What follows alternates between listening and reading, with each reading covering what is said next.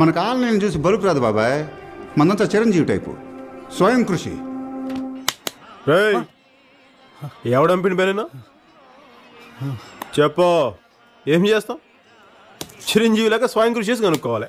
మున్నా మున్నా మున్నా మున్నానా? డబ్బు సంపాదించడం అంత ఈజీ అనుకుంటున్నావా? డబ్బు సంపాదించడం పెద్ద గొప్ప విషయం కాదు. ఎవడది? ఛాలెంజ్ లో చిరంజీవి నాన్న. వాల్యూమ్ కొంచెం తగ్గించాడు. ఎట్టు సినిమా. ట్యాక్స్ డబ్బు ఎవరు ఇస్తారు అనుకున్నావు? నీ బాబు ఇస్తాడు అనుకున్నావా? డ్రైవర్ వి మర్యాదగా మాట్లాడడం నేర్చుకో.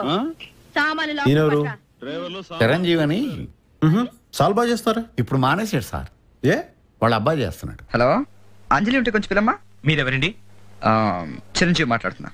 అంటే అల్లు రామలింగ అల్లుడు అల్లు అరవింద్ బావమర్ది. నువ్వు ఫోన్ ఇవ్వయ్యా. అంజలి నీకే ఫోన్. ఎవరో పవన్ కళ్యాణ్ వాళ్ళ అన్నయ్య అమ్మా. వీడెవడే చిక్కుపోయిన చిరంజీవిలో ఉన్నాడు, వీడే హెల్ప్ చేస్తాడు.